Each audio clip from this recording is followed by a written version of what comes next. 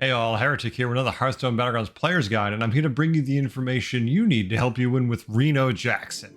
So get comfy and let's dive in. First, let's talk about the hero power Gonna Be Rich. This costs 0 gold and reads, make a friendly minion golden.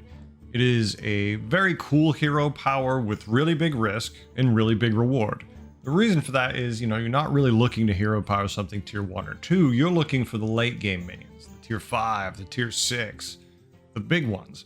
The problem is, if you wait for a tier 6 minion, odds are you're going to take oodles of damage, maybe get that tier 6, hero power it, and then promptly die. But a couple turns earlier, you can manage to get a tier 5, maybe something powerful that gives you a clear direction, make it gold, and suddenly you are off doing some nasty powerful things. If it turns out you get to 4, you never triple in anything good on the 5, maybe you just hero power the tier 4 minion that's impactful in some manner that can help you at least not finish in 7th or 8th place. Try to scale a little better that way. But really, it all depends on what triple you hit and what value you find. Typically, when I'm tiering with REno, what I'm going to go for is Warrior Curve. The reason for that is simple. It sets up pairs and then triples very quickly. You buy the first 2, you keep the third one frozen in the shop. Just keep buying everything but that triple, well, tiering up, and then hopefully get a big tier 5 minion when you hero power that off and running. 3-on-3 can also be good if you get an economy minion like a Elemental or a Shell Collector, although depending on the lobby you can take a lot of damage for this one, so it really depends which heroes are in the lobby and if you think you can get away with it.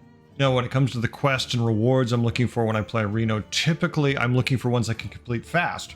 The reason for that is simple. REno's hero power is a one-use shot on the most powerful minion you can get if you're lucky. So what you want to do is complete that quest fast, so it gives you the tempo to actually survive, take less damage, or even potentially win.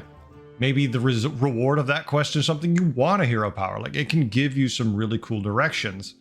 So quest is usually something you want to complete fast, but the reward is probably going to help you with even more direction on his hero power too. So really take all that into account and use the quest system more as to allow you to get to the minion you want to hero power than, any end game in itself, unless, hey, they both happen to work together, in which case, congratulations, you're all set. Now, the minions and the strats I like to use when I'm playing REno typically are going to be along the lines of keeping that hero power in mind. Since REno can work with any family, you're not committed to any one thing, so whatever fits your lobby, quest, and reward is what your direction you're going to need.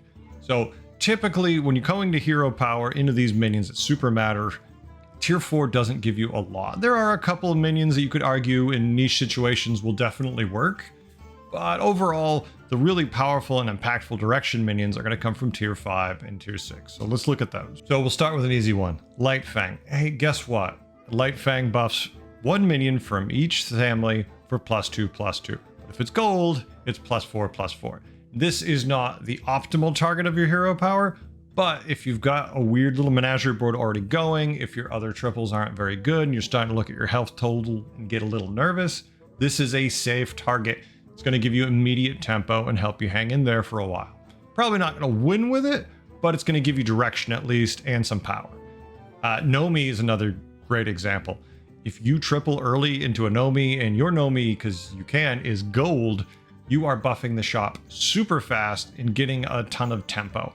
I wouldn't advise this, of course, if you're down to 10 health already, but if you're sitting at 20, 30 and you've got a couple of elementals in the shop, Nomi can really go wild with REno if you get even a little bit lucky.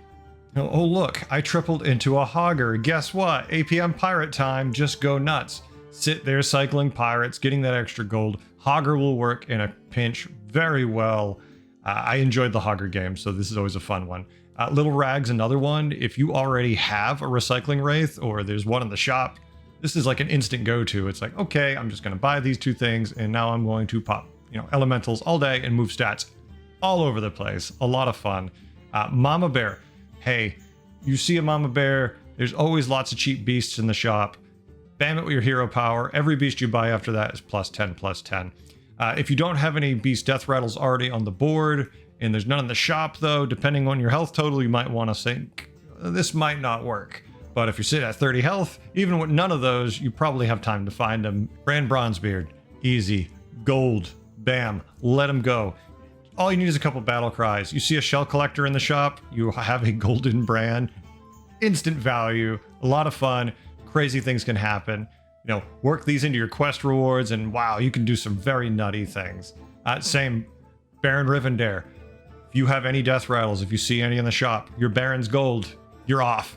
You've got the key minion buffed to max potential, and you're going to do fun, crazy things. Now, when you're looking at tier 6, oftentimes I feel these are, of course, the best plays. If you can get the tier 6 minion early and it's impactful and it's gold, you're going to have a good time.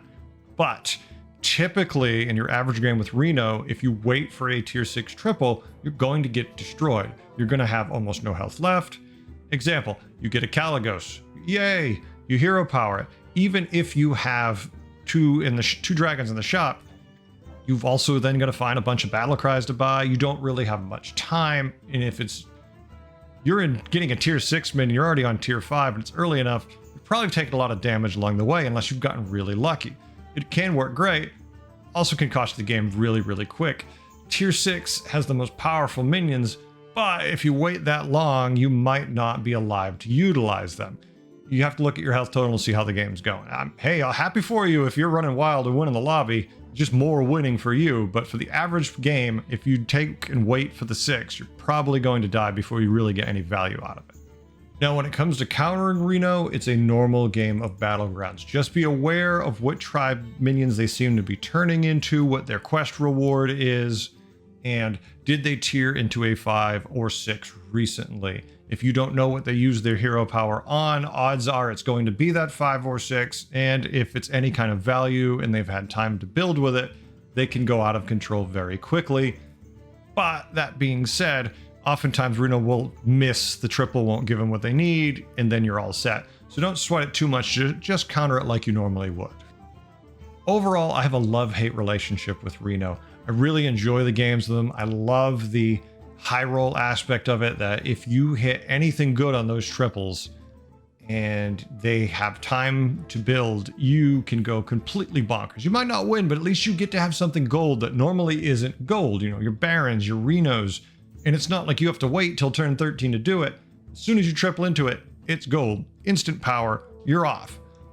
I hate that sometimes you triple into garbage. There's nothing good in the shop. It's all, you know, potentially good, but you never find any real direction. Those aren't fun games. That's why I don't like REno.